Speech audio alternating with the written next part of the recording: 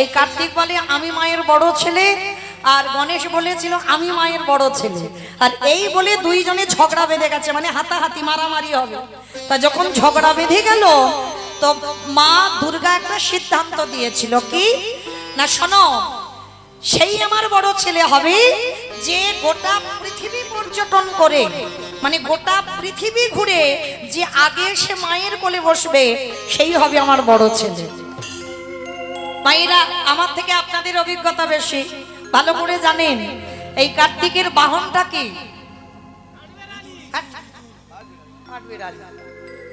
আমাকে গো ময়ূর।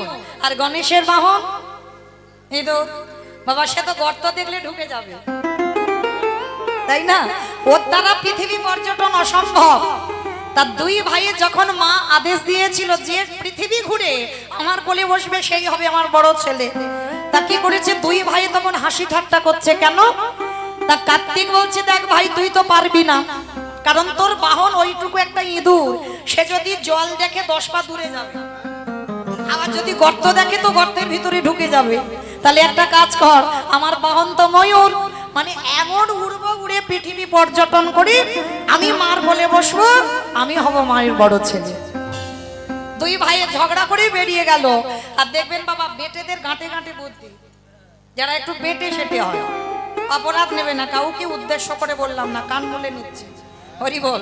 যারা বেটে খাটো মানুষ না, তাদের একটু বুদ্ধিটা তীক্ষ্ণ হয়। তা গণেশ তো একটু বেটে সেটে ছিলেন, নাটা মতো।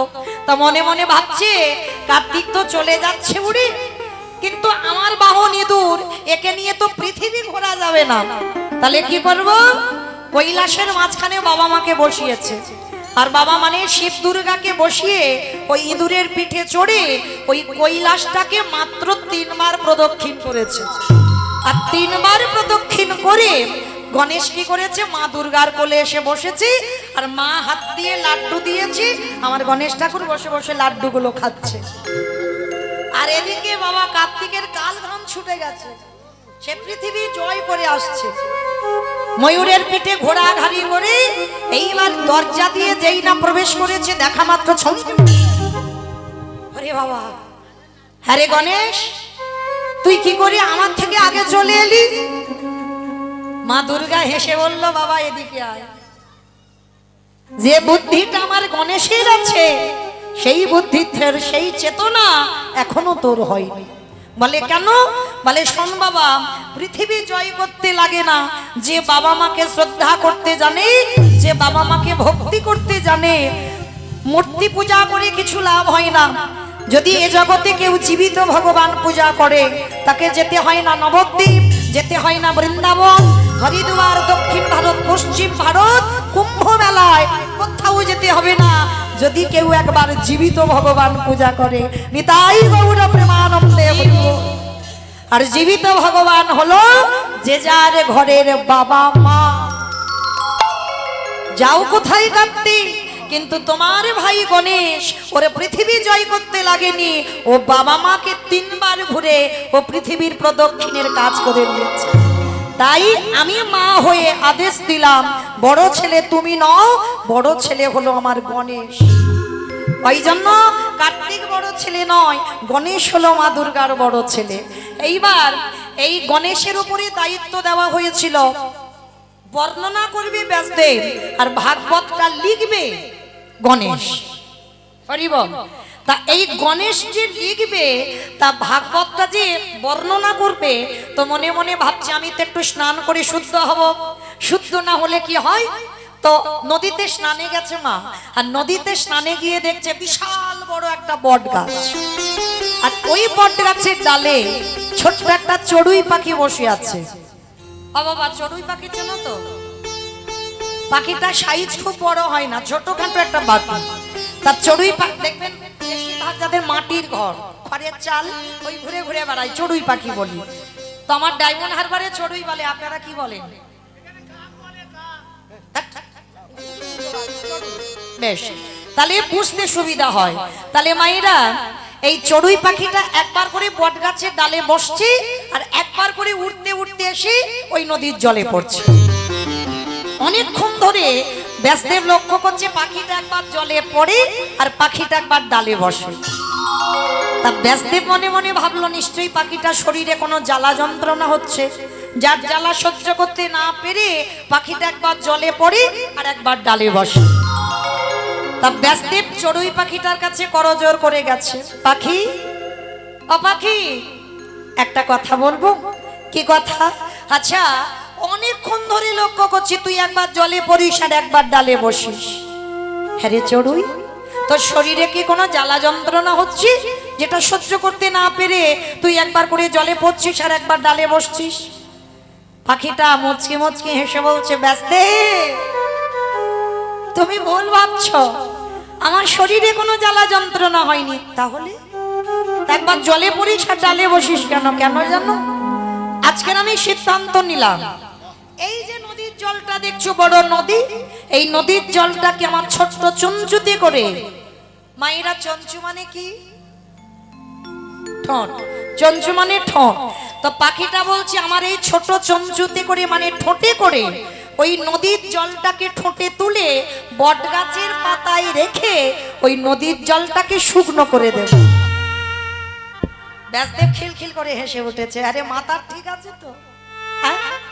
একটা সামান্য পাখি আবার চড়ুই, হ্যাঁ যদি ঠিক ঠিক বাবা কেউ একেবারে চেপে ধরে পাখিটা মরে যাবে, আর তুই ওইটুকু পাখি হয়ে তুই কিনা মনে করছিস তোর ওইটুকু ঠোঁট। আবার লক্ষ্য করিস মা বট গাছের পাতায় রাখছে জল, পাতা দিয়ে গড়িয়ে আবার নদী পড়ে যাচ্ছে। পাতায় জল থাকে, নদী পড়ে যাচ্ছে। তা পাখিটা বলছে কেন আমি পারবো না? বলে পারবি না কেন জানিস? কারণ এইভাবে যদি তুই জনম জনম ধরে চেষ্টা করিস তুই নদীর জল শুকাতে পারবি না। কারণ যতবার পাতায় রাখবি ততবার তো গড়ি আবার নদীতে পড়ে যাবে। তাহলে হাজার হাজার জনম কোটি কোটি জনম যদি চেষ্টা করিস পারবি না। রাগ ধরে গেছে পাখিটার। ব্যাসদেব আমার ক্ষুদ্র প্রাণ বলে তুমি আমায় তাচ্ছিল্য করছো, কিন্তু ব্যাসদেব তুমি একবার মনে করেছো তুমি তো আসবার কালে মনে মনে ভাবলে ভগবানের অনন্ত কোটি নাম, ওই অনন্ত কোটি নামে আমি 7টা খণ্ডে সমাপ্ত করে দেব। সরস্বতী মল্লিক যে রাধে সরস্বতী মল্লিক যদি এখানে থাকেন আপনি একটু অফিসে যাবেন, আপনাকে অনেক খোঁজ করছেন। সরস্বতী মল্লিক যদি কেউ আছেন একটু অফিসে দেখা করবেন। নিতাই গৌর প্রেমানন্দে হরি বল। তার চড়ুই পাখিটা বলছে ব্যাসদেব তুমি যদি একটা মনুষ্য কুলে জন্ম নিয়ে ভগবানের লীলা 7টা খণ্ডে শেষ করব এই মনোভাব যদি তোমার আসে, তাহলে আমি কেন একটা চড়ুই পাখি হয়ে ভাববো না যে আমি আমার ছোট্ট চঞ্চুতে করে নদীর জলটাকে তুলে নদীটাকে শুকাতে পারি? ব্যাসদেবের চৈতন্য হলো তাই তো। আমি একটা মনুষ্য কুলে জন্ম নিয়ে আমি কি করে পারবো এই নদীর জলটাকে শুকাতে, এই ভগবানের লীলা শেষ করে দিতে? মনে মনে ভাবলেন।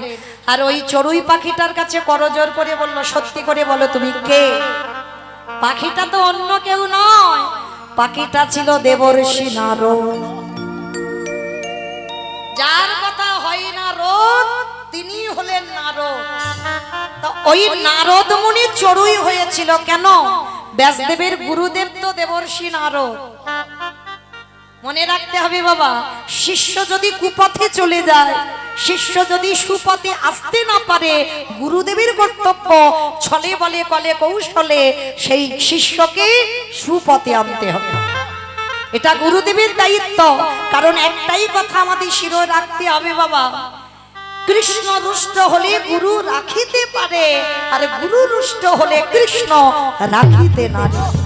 এ জগতে যদি কৃষ্ণ রেগে যায় ভক্তের উপরে, গুরুদেবের সে সাধ্য আছে, সে ক্ষমতা আছে যে শিষ্যকে রক্ষা করবে। কিন্তু গুরু যদি রুষ্ট হয়, আমার কৃষ্ণের ক্ষমতা নাই যে শিষ্যকে সুপথে আনবো। তাহলে গুরু যদি ধরতে হয় তেমন গুরু ধর, যে গুরুর চরণ ভজন করিলে, যে গুরুর চরণে আস্থা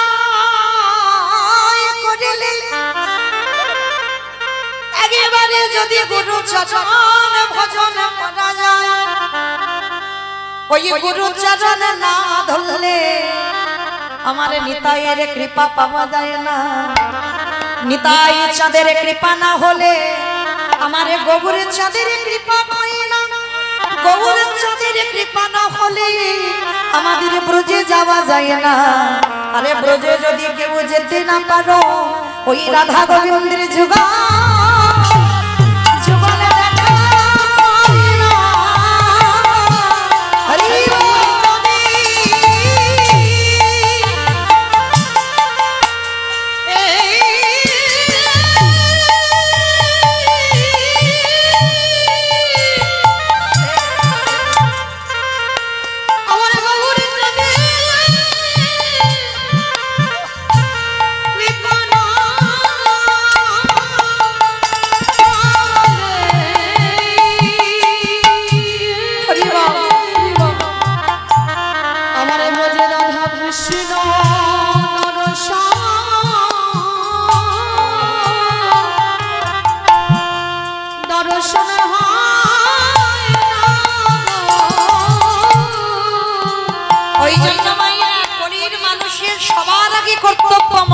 জীবনে গুরু চরণ আশ্রয় করার পর আমার নিতাই চরণ ভজতে হবে।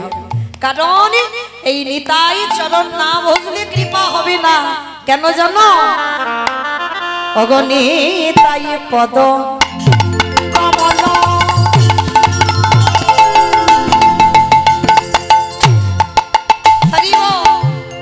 কোটি চন্দ্র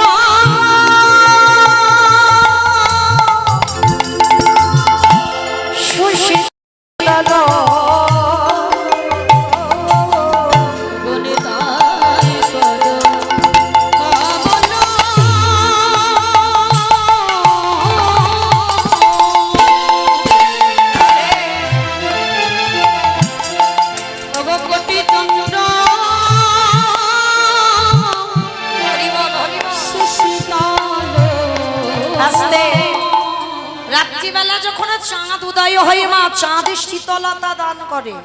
আমার নিতাই চাঁদের চরণের তলাটা ঠিক ওই রকম। নিতাই পদ কমল কোটি চন্দ্র সুশীতল, মানে কোটি চাঁদ উঠলে যেমন শীতল দান করে, আমার নিতাই চাঁদের চরণ তলটা ঠিক তেমন। যে ছায়া এই জগৎ জোড়া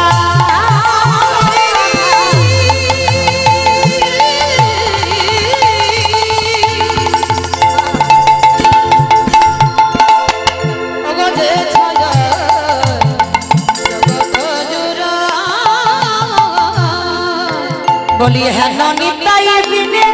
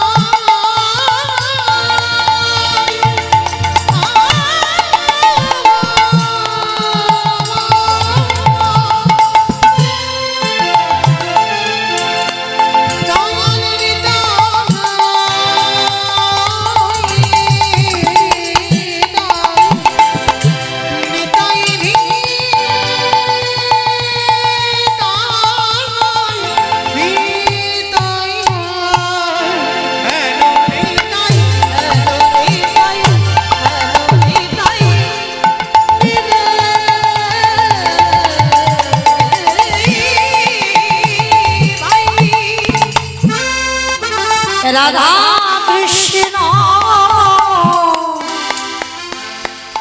পাইতে নিতা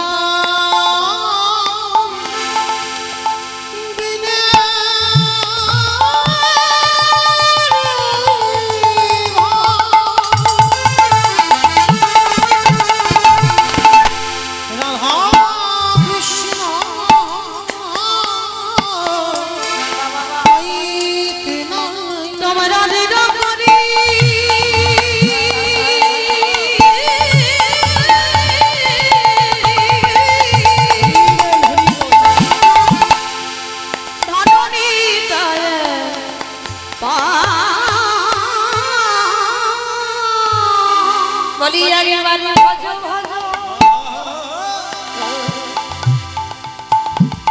সবাই নিতাই ভজো ওগো নিতাই ভজিলি নিতাই গৌর প্রেমানন্দে হরিবে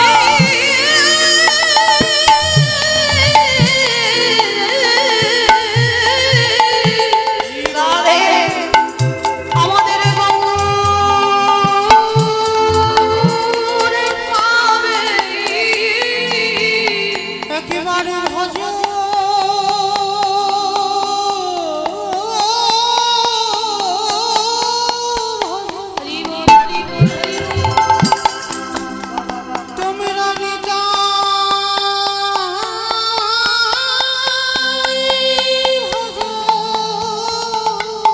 শুধু ভজলে হবে না ওই গোবিন্দ যদি কৃপা পেতে চাও একেবারে ভক্ত ধুলা সঙ্গে মাখো ওগো জয় রাধে শ্রী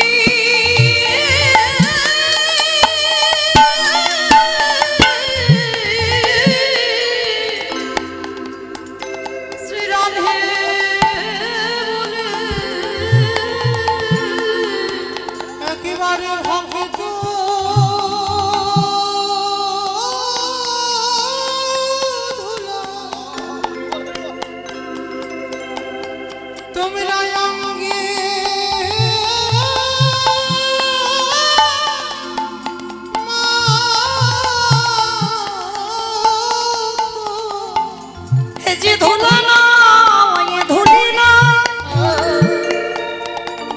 এ যে হলো আমাদের গোপী পদ ধুলা একেবারে ভক্ত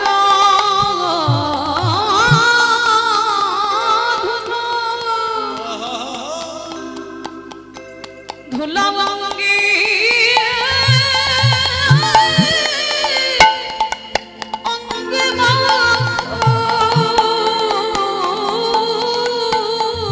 শুধু ধুলা মাগলে হবে না আরে কি করবে জানো ওই ধুলা মাগয়া নয়ন জলে ভাসো ওগো বৈষ্ণবে কৃপা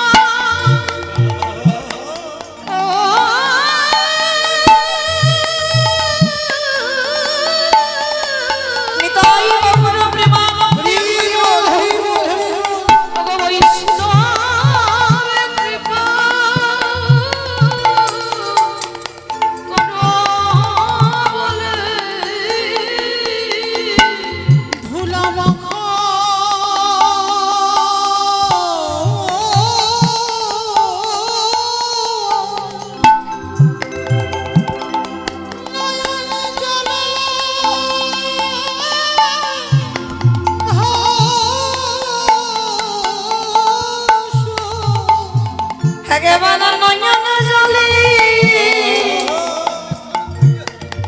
বুক ভাসায় ওই ভক্ত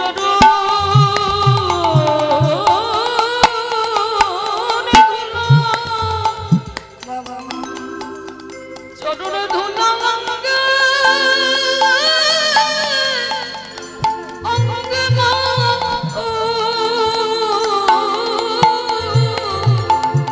নয়ন জলে ভেসে বলা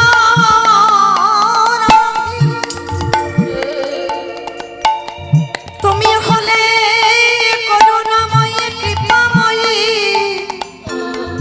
তোমার যে জন ডাকার মতো ডাকি আমারে ভগবান কি আর থাকিতে পারে তাই রাধিব জন চর ও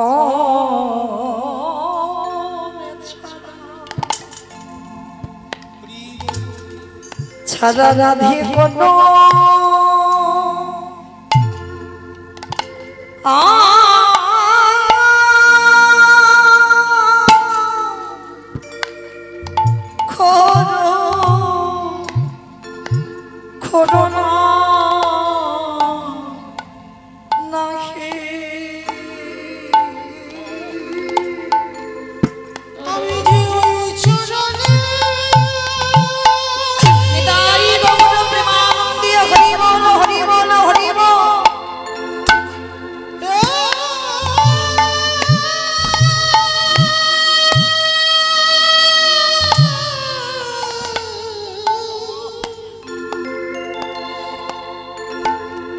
আমি যে ওই চরণে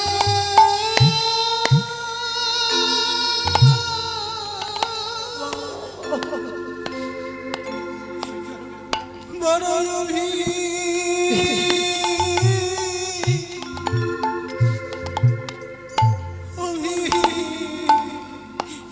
অভিলাষী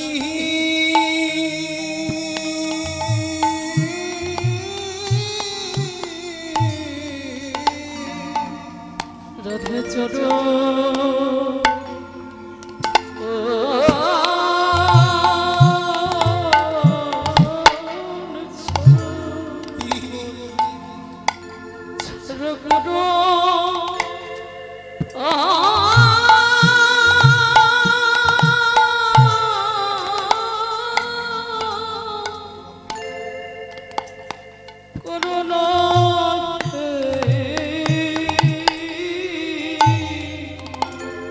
আমারে দেহ মন প্রাণ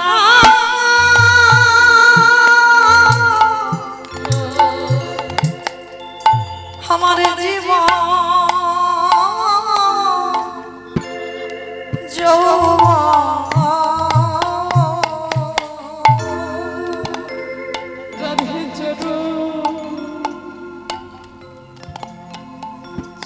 ছড়া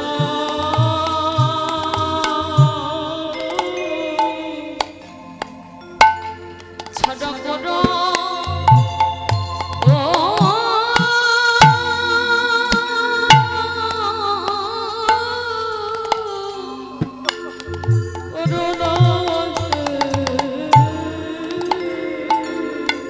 শুধু এ জানবে না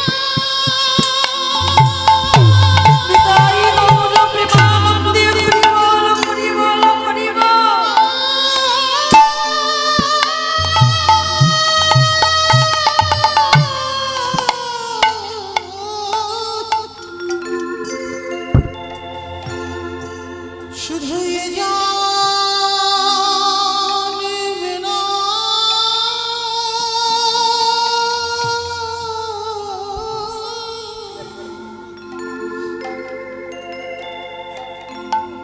প্রতি জন্মে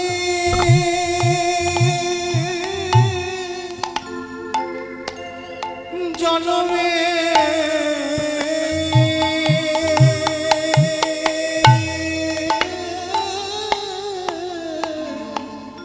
রাধে চরণ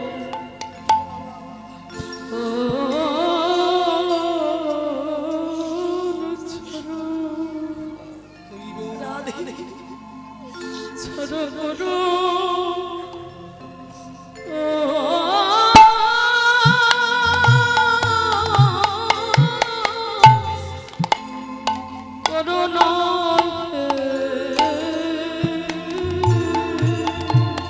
গো রাধে গো তুমি যদি কৃপাময়ী তুমি যদি করুণাময়ী হয়ে থাকো গো রাধে গো নিতাই গৌর প্রেমানন্দে হরি বল হরি বল হরি বল আমার জন্মে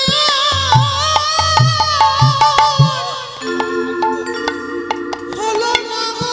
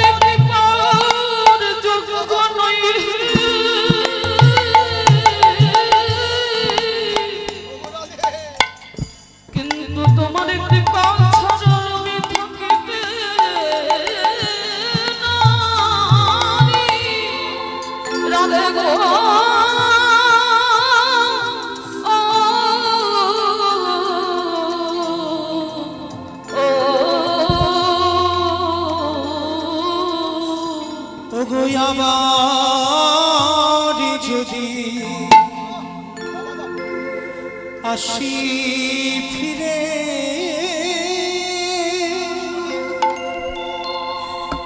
আমায় দিও মানবী জনম নিতাই গৌর প্রেমানন্দে যদি আসি ফিরে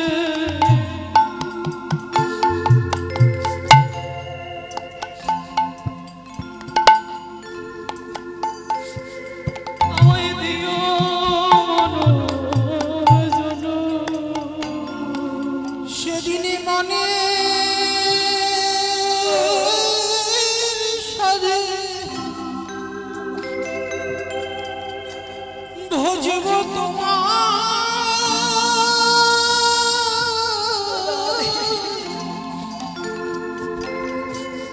ওগো রাধা সেদিন মনে শোধে সেদিন মনে শোধে ভজবা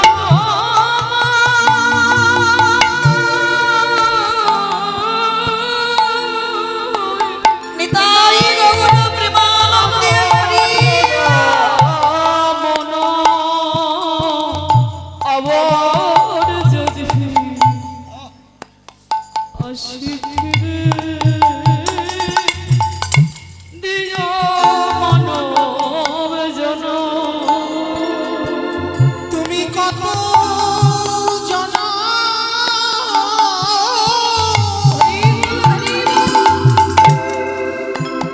ওগো পারি গো রে দাও।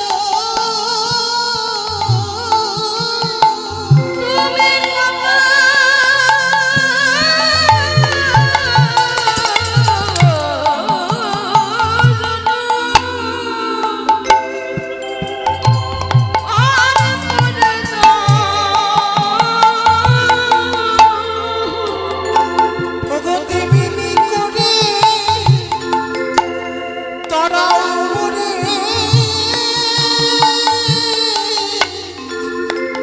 ওগো রাধা রমণ ওগো তেমনি করে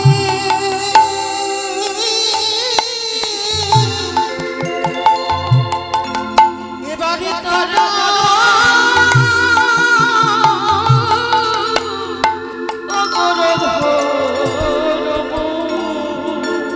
দয়ালি আবার যদি আসি ফিরে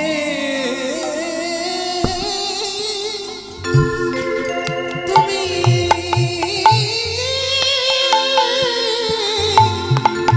প্রিয় মানব জনম আমার যদি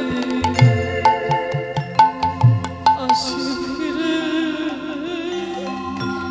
দিও মানব জন সেদিন মনের সাধে ভজিব তোমার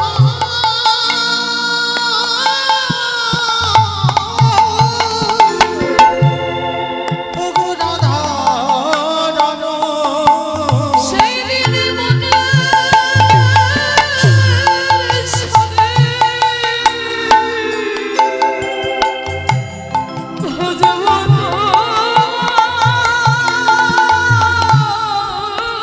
নিতাই গৌর প্রেমানন্দে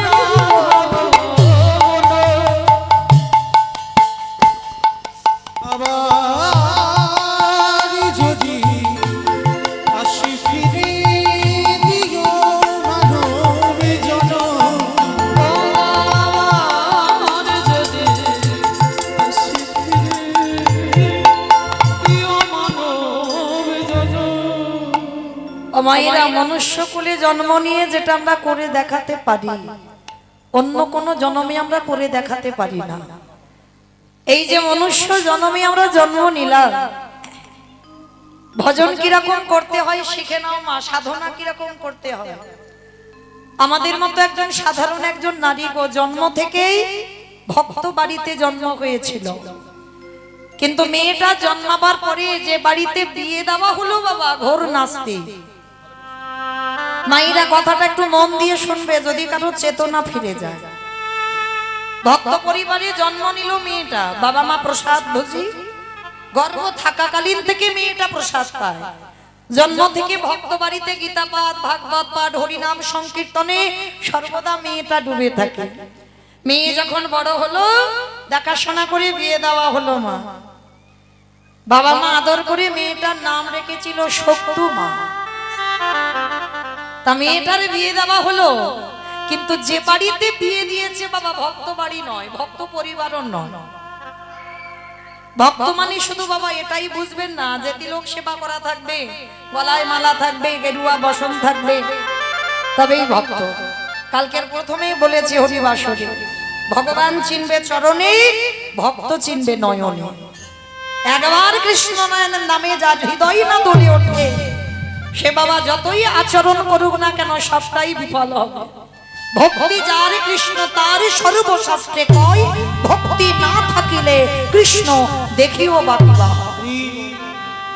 তো আজকে লক্ষ্য করে দেখেন, এই শক্তুমা যে বাড়িতে বিয়ে হলো, মানে একেবারে নাস্তিক। নাস্তিক বলতে কি, কোনোদিন ভগবান পূজা অর্চনা হয় না। সে বাড়িতে গীতা পাঠ তো দূরের কথা, ভাগবত পাঠ তো দূরের কথা, কোথাও যদি গ্রামে হয়, বাড়ি থেকে কেউ শুনতে যাওয়ার অধিকারও ছিল না। এই যে আপনারা ছুটে এসেছেন সংসার ধর্ম সব ত্যাগ করে, এই যে দুটো তিনটে দিন এই হরিবাসরে বসে থাকেন, এই যে ছুটে এলেন, কিন্তু এই অধিকারটা শক্তুমার শ্বশুর বাড়িতে ছিল না। এত এত বাবা কঠিন শাসন ছিল। কিন্তু শক্তুমা বিয়ের পরে একটা দিন বাপের বাড়ি নালিশ জানায়নি যে মা, এই বাড়িতে আমি কৃষ্ণ বলে কাঁদতে পারি না, কৃষ্ণ বলে কাঁদা বাড়ো, কৃষ্ণ ভজন করা বাড়ো, যদি একটু গীতা পড়তে যাই সেটাও বাড়ো, গ্রামে যদি কোথায় হরিনাম যজ্ঞ হয়, ভাগবত পাঠ হয়, সেখানে শুনতে যাওয়াও বাড়ো। একটা দিনের জন্য শক্তুমা বাপের বাড়ি যায়নি। মনে করেছিল আমার সাধনা যদি সঠিক হয়, এই পরিবারটাকে আমি কৃষ্ণ ভক্তের পরিবার করব। কারণ মনে রাখতে হবে, সংসার সুখের হয় পুরুষের গুণে। প্রবাদ বাক্য না, খনার বচন, রমণীর গুণে, পুরুষের গুণে নয়। সংসার সুখের হয় রমণীর গুণে। ঘরের নারীকে ঠিক হতে হবে, নারী হচ্ছে শক্তি, আর নারী যদি ঠিক না হয়, সে সংসার কোনোদিন সুখের হবে না, হতে পারে না। তো আজকের শক্তুমা কি করেছে, কোনোদিন বাপের বাড়ি জানালো না, কিন্তু মনে একটা সংকল্প ছিল যে আমি কোনো না কোনো দিন আমার পরিবারটাকে কৃষ্ণ ভক্তের পরিবার করব। স্বামী জুয়া খেলে, তাস খেলে, নেশাগ্রস্ত মাতাল। একটা ভক্ত মেয়ে কোন বাড়িতে এসে পড়েছে দেখো। একদিন শক্তুমা সংসারের যাবতীয় কর্ম করে, সকালবেলা ওই বাসন মাজছে বসে বসে, আর হঠাৎ কয়েকজন বৈষ্ণব রাস্তা দিয়ে যাচ্ছে, আর রাস্তা দিয়ে বলা বলি করতে করতে যাচ্ছে যে আজকে থেকে এক সপ্তাহ এই গ্রামে ভাগবত পাঠ হবে। তা শক্তুমা বাসন মাজতে মাজতে মনে মনে ভাবলো, আজ আমি আমার স্বামী এলে আর শাশুড়ি মার কাছ থেকে অনুমতি নেব, আর নিয়ে আমি একটু ভাগবত আসরে যাব। অনেক দিন হয়ে গেল আমি একটু ভাগবত শুনি না, আর শাশুড়ি মার অনুমতি নিয়ে আমি ভাগবত শুনতে যাব। তো আজকে শক্তুমা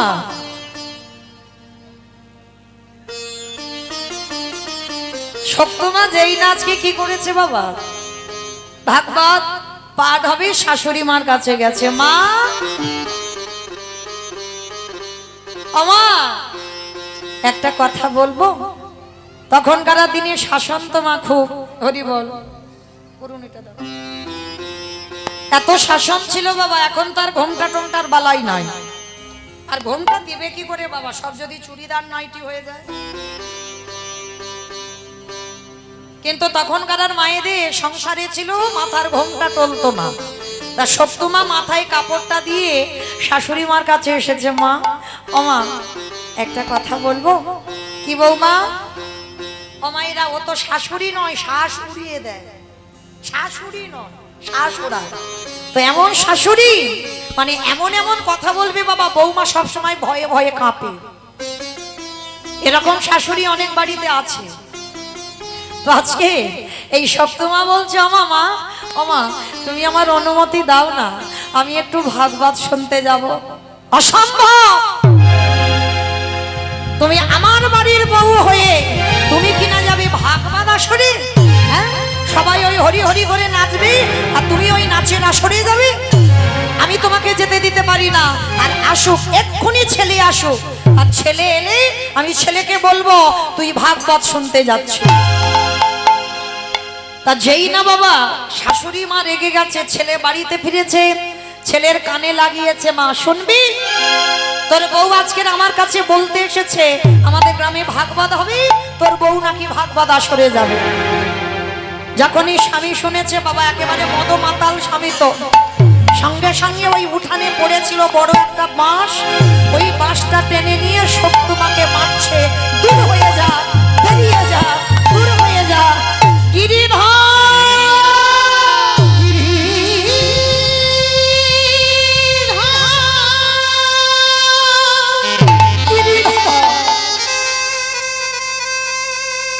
একেবারে দেখা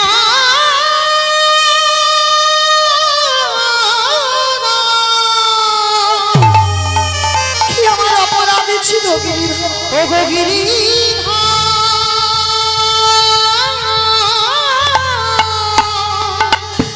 দেখা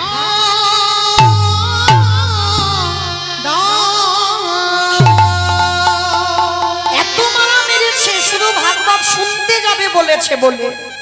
শাশুড়ি স্বামী দুজনে মিলে মেয়েটাকে এত মারা মেরেছে, সর্ব অঙ্গ দিয়ে রক্ত ঝরে ঝরে পড়ছে। ঘরের মধ্যে গিয়ে জানালা দরজা বন্ধ করে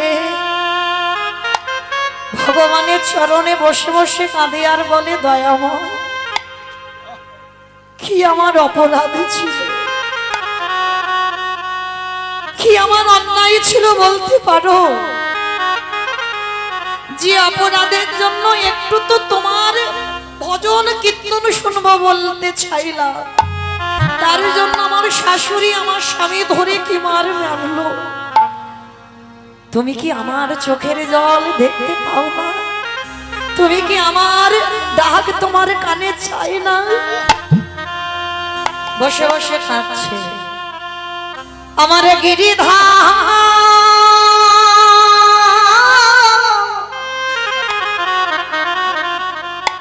আরে কি মন্দিরে মাসি হাতে দাঁড়াতে পারে?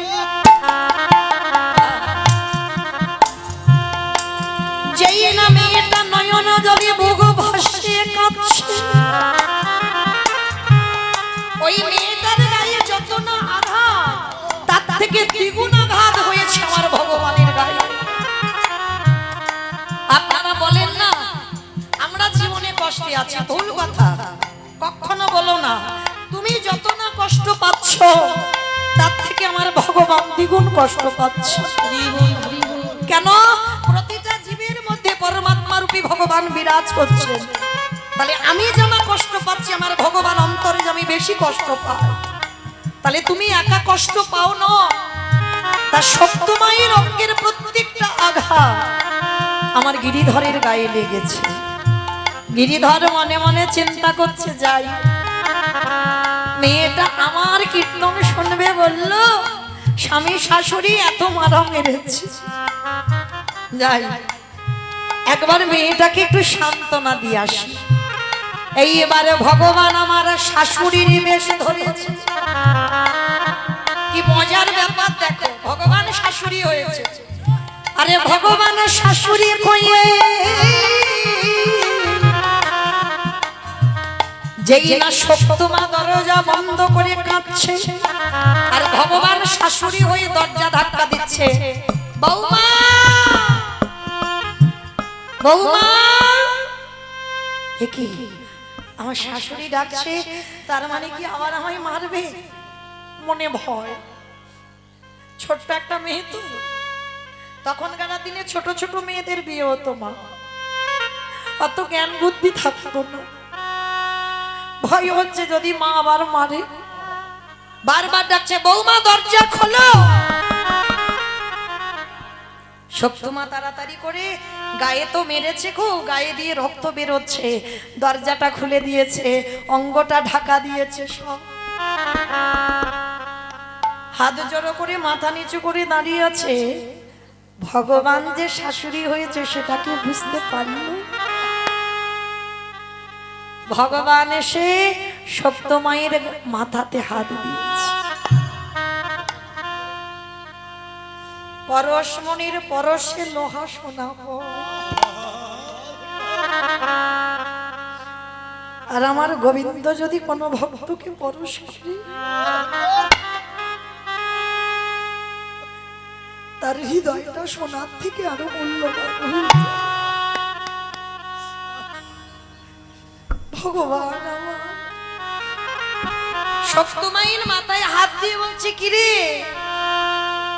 আমি মেরেছি, বড় কষ্ট হয়েছে, আমি মেরেছি বলে তোর ব্যথা লেগেছে, কই দেখি কোথায় কোথায় মেরেছি। ভগবান হাতগুলো দেখলো, মেরেছি, রক্ত ঝরছে। সর্বঙ্গে ভগবান হাত বুলিয়ে দিচ্ছে, সব জ্বালা যেন নিমিষে জুড়িয়ে গেল। শাশুড়ি মা মাথায় হাত দিয়ে বলছে, এই মেয়ে, আমি বকেছি বলি, মেরেছি বলি যাবি না? যা, আমার ছেলে এখন ঘরে ঘুমাচ্ছে, ছেলে তো জানতে পারবে না, যা তুই এই রাত্রিবেলা তুই ভাগবত শুনতে যা। আর শোন, ছেলে তো জানবে না, সকাল সকাল চলে আসবি। আর আরেকটা কথা, ওই ভাগবত শেষ করে আমার জন্য একটু প্রসাদী নিয়ে আসবি। ওটা শাশুড়ি নয়, ভগবান শাশুড়ি হয়ে অনুমতি দিল। আর এদিকে শক্তমা তো অবাক, মা আমি যাব ভাগবত শুনতে। কেন রে? আমি বলছি অনুমতি দিচ্ছি, তুই যাবি না কেন? যা যা যা, তাড়াতাড়ি চলে যা, আমার ছেলে ঘরে ঘুমাচ্ছে, জানতে না পারে, চলে যা। ভগবান শাশুড়ি হয়ে দরজাটা খুলে দিল। শাশুড়ির কাছ থেকে অনুমতি নিয়ে বৌমা চলে গেল আজ সেই ভাগবত আসরে।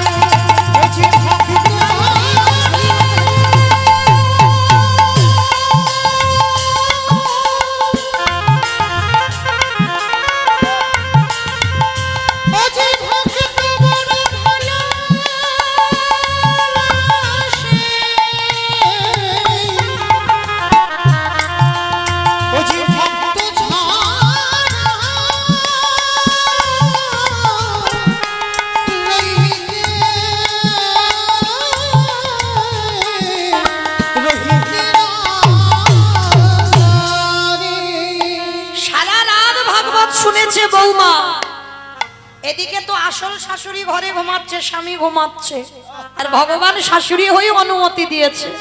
সারা রাত ভাগবত শুনেছে, প্রসাদীটা নিয়ে বাড়িতে ফিরবে। আর এদিকে সকাল হয়ে গেছে, শাশুড়ির ঘুম ভেঙে গেছে, আর ঘুম ভেঙে গিয়ে দেখে না বৌমার ঘরে বৌমা নেই। এত বড় মেয়ে স্পর্ধা, আমার অনুমতি না নিয়েও চলে গেল ভাগবত শুনতে। দাঁড়া, আসুগর ব্যবস্থা আমি করব। এইবার একটা বেতের বাড়ি নিয়ে শাশুড়ি দরজায় দাঁড়িয়ে আছে, বৌমা এলেই মারবে। আর এদিকে বৌমা তো জানে না, সে জানে আমার শাশুড়ি অনুমতি দিয়েছে, আমার তো চিন্তা নেই। সারা রাত জেগে হরিনাম কীর্তন শ্রবণ করে প্রসাদী নিয়ে বাড়িতে এসেছে। যেই না বাড়িতে চরণ দেওয়া, শাশুড়ি মা বলে উঠলেন, দাঁড়া দাঁড়া, কার অনুমতি নিয়ে গেলি তুই ভাগবত শুনতে? অবাক হয়ে গেল, মা, ও মা, তুমি তো আমার অনুমতি দিলে, আমি ঘরে কাঁদছিলাম, আমি তো যেতে চাইনি, তুমি তো বললে তোমার ছেলে ঘুমাচ্ছে, তুই ভাগবত শুনতে যা, আমি তো তোমার অনুমতি ছাড়া করিনি। তবে রে, এত বড় মিথ্যাবাদী, আমি ঘরে ঘুমাচ্ছিলাম, তুই চুরি করে চলে গেলি, আর ছেলেকে বলবি আমি তোর অনুমতি দিয়েছি। এরাই হলো কৃষ্ণ ভক্ত। বিনা অপরাধে দোষ কাঁধে নিতে হবে, বিনা অপরাধে অপরাধী হতে হবে। কৃষ্ণ ভক্ত কোনোদিন সুখে থাকতে পারে না মা, কখনো থাকবে না। কৃষ্ণ ভক্ত যদি তুমি হয়েছ,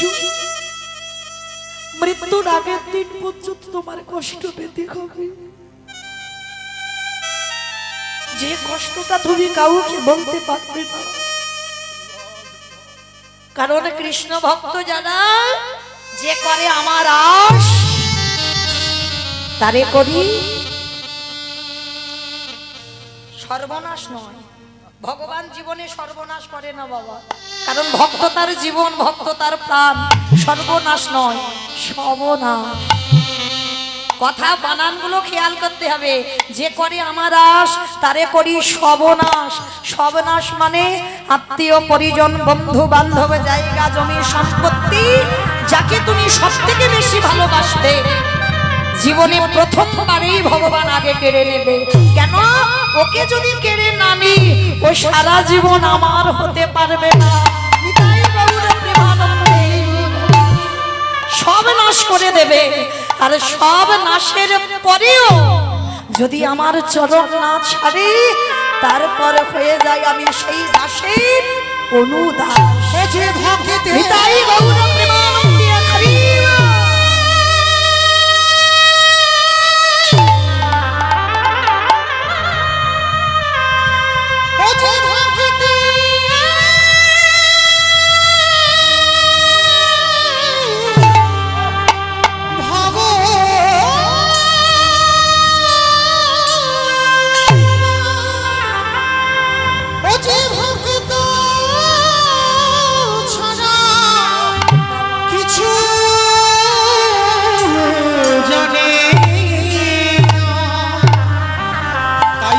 যুগে যুগে ভক্তের কাছে ছুটে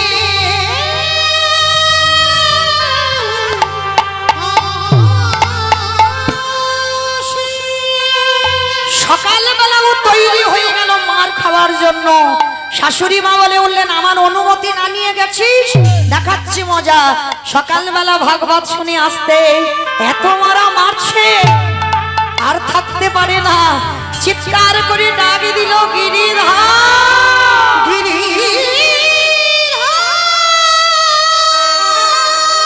তোমারে ভালোবাসি বলে এত কষ্ট কেন দাও?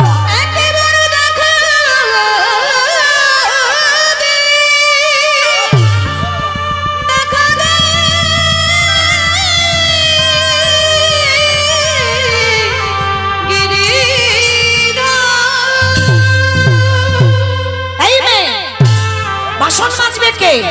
ঘর তাবা মুছবে কে? জামা কাপড় কাচবে কে? তুই সকালবেলা ভাগবত শুনে সারা রাত জেগে বাড়ি ফিরছিস। ভগবান আরে কি থাকিতে পারে?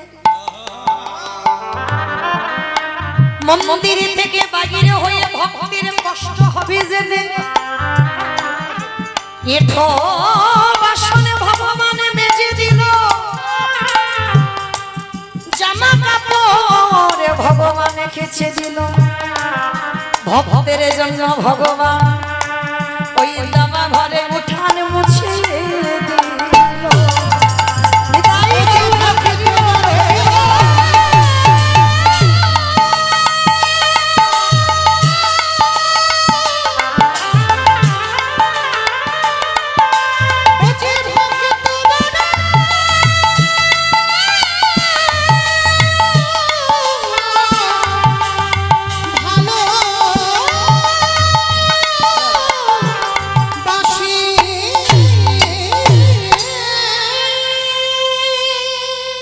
শাশুড়ি মা যেই মা ওই বৌমার চুলের মুষ্টি ধরে এঁঠো বাসনের কাছে নিয়ে গেল, গিয়ে দেখলো মা বাসন মাজে পরিষ্কার। জামা কাপড়ের কাছে নিয়ে গেল, সেখানে জামা কাপড় কাঁচা হয়ে গেল, ঘরটা পরিষ্কার হয়ে গেল। শাশুড়ি মা চমকে উঠলো, কে কে কে কাজগুলো করে দিল? শক্তু মায়ের জানতে বাকি রইল না। তার মানে কাল রাত্রিবেলা আমার শাশুড়ির রূপ ধরে গিরিধর তুমি এসেছে, কারণ আমি ধরতে পারিনি তোমায়। তুমি যখন আমার পরশ করেছিলে আমার দেহটা শীতল হয়ে গেল, আমি ধরতে পারিনি, আমি তোমায় চিনতে পারিনি। সত্যি করে বলো তুমি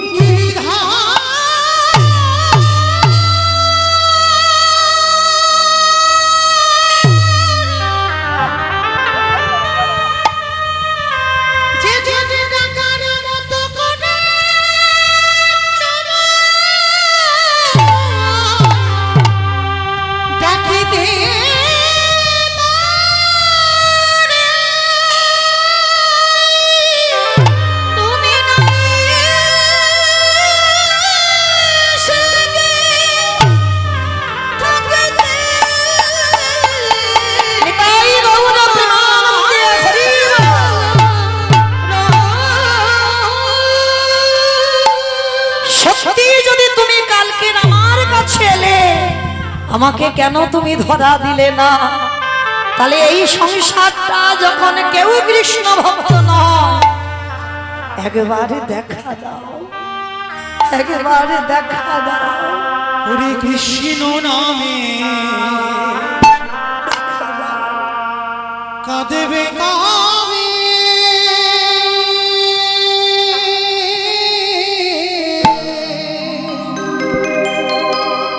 আমার পোড়া মন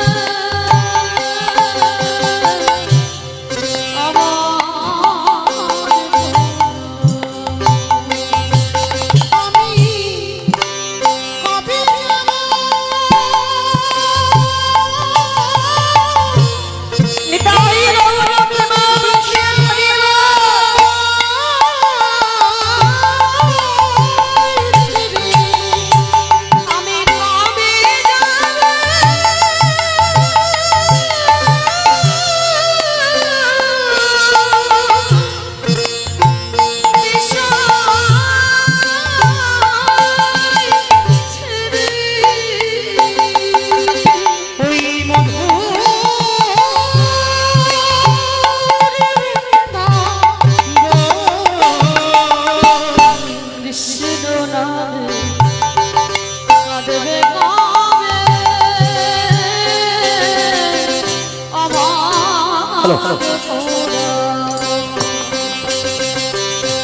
ওরে কৃষ্ণ নামের আমার বলে ভালো লাগে, আর এই সংসারের জ্বালা ভালো লাগে।